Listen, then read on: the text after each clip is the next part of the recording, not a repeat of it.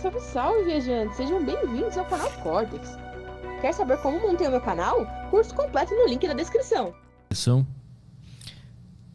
Esses são alguns estudos bem interessantes, né? Existem alguns protocolos específicos que envolvem mindfulness, né? Programas de mindfulness, então, para a gente ser bem específico, como eu falei, protocolos de mindfulness associados à terapia cognitivo-comportamental. Terapia cognitivo-comportamental é uma das áreas da psicologia mais bem estudadas cientificamente, né? Um dos pais dessa psicologia cognitivo-comportamental é o Aaron Beck, né? O Aaron Beck ele começou a perceber que muitas vezes os pacientes tinham grandes sofrimentos por causa de problemas cognitivos, deles, por exemplo, catastrofizarem as coisas, né? Deles interpretarem mal situações, né?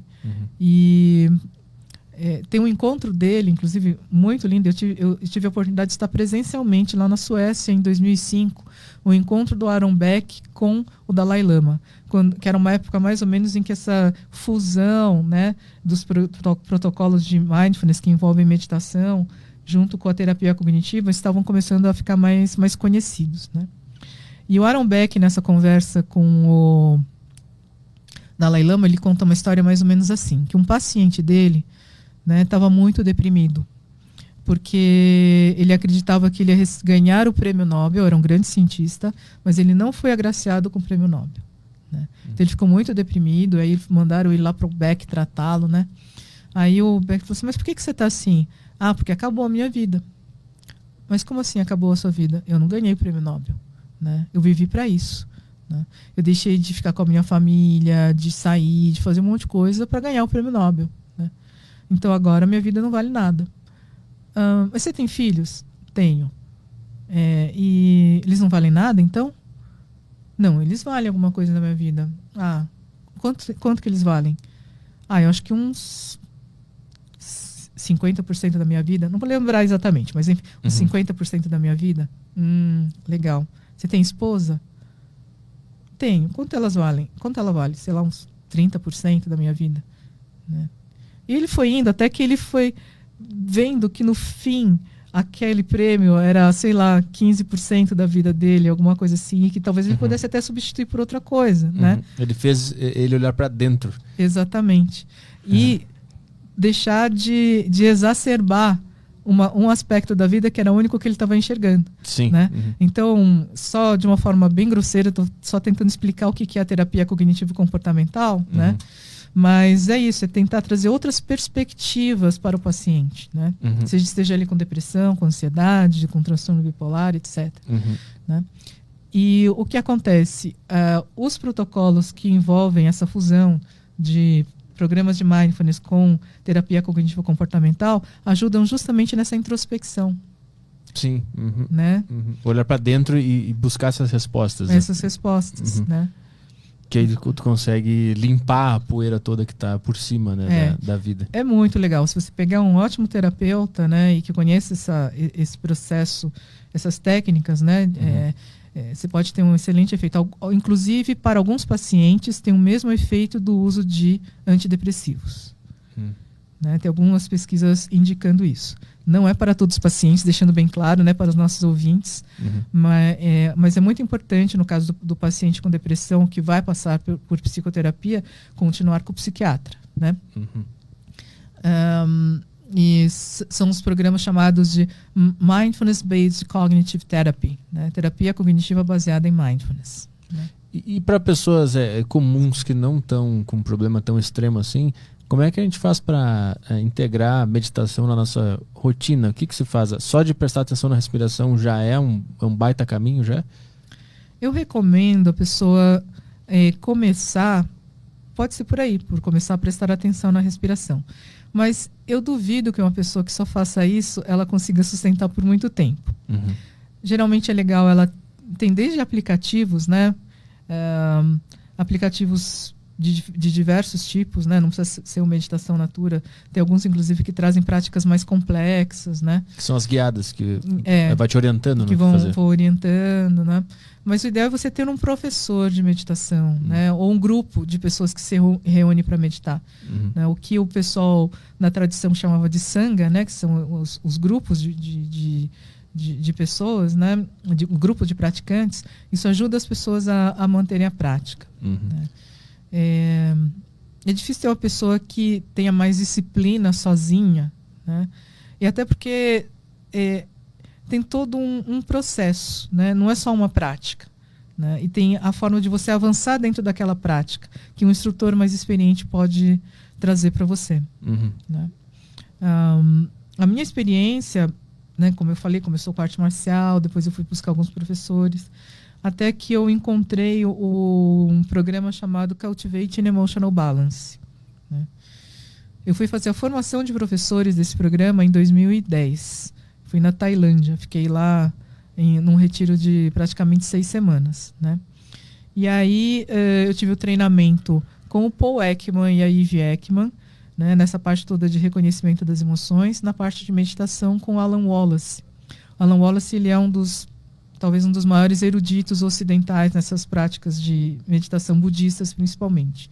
Eu não sou budista, não sou uma pessoa religiosa, né? Até eu fui conversar com o Alan uma vez se ele poderia ser meu professor mesmo eu não sendo budista, né? E ele falou sem problema nenhum, porque os rituais, como eu tinha dito, que são as coisas que eu não tenho muita afinidade, são as coisas que para ele também ajudaram menos, né? O mais importante são as práticas em si.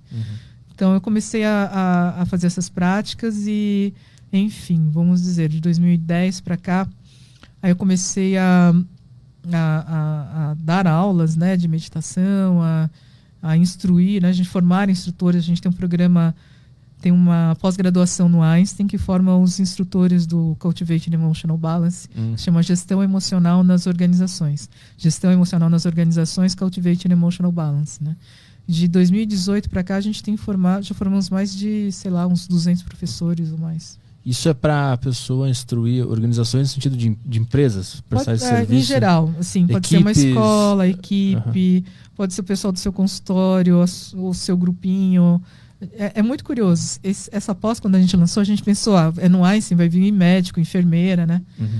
A primeira turma até que tinha uma quantidade interessante de médicos, enfermeiros, psicólogos, mas depois a gente teve diretor de grandes empresas de TI, por exemplo, né, de tecnologia, diretores de inovação, diretor de banco, superintendente de banco, vice-presidente de mega empresa, né?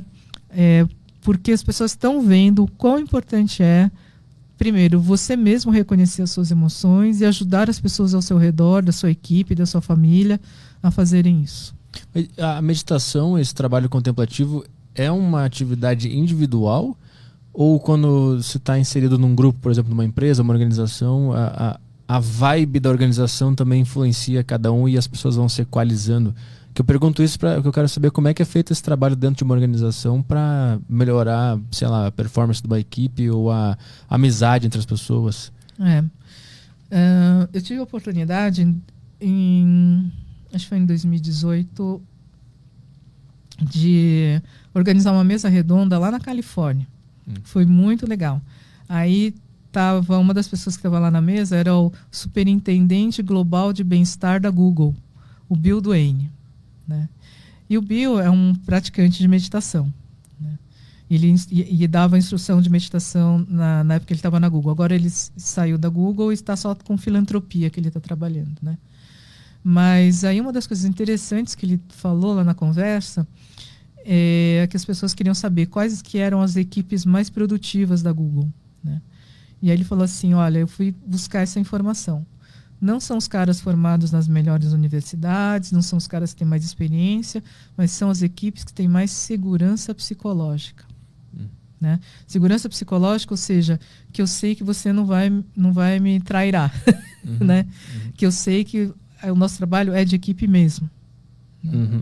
Então essas eram as equipes mais produtivas. Né? Ah, entendi. Então esse trabalho ele é feito individualmente, não é aquelas coisas o coach chega na empresa e reúne todo mundo e fala. Você pode até fazer isso, mas quando é uma empresa muito grande, é difícil de você conseguir fazer isso. Né? Geralmente você vai ter algumas pessoas, alguns indivíduos que têm essas iniciativas e vão levando essas iniciativas. Né? Então as pessoas que meditavam e criavam grupos, não para meditar, mas eu medito e o Caio também, a gente começou a trabalhar junto, a gente tem uma performance.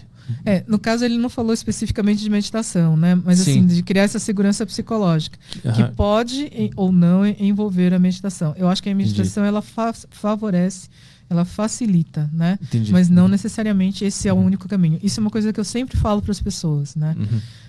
Puxa vida, eu tô frustrado com a minha vida, eu tô querendo meditar e não consigo. Eu falo assim, calma, né? Primeiro que não é o único caminho. E segundo que você pode começar aos pouquinhos e tal. E vai vendo se a sua pegada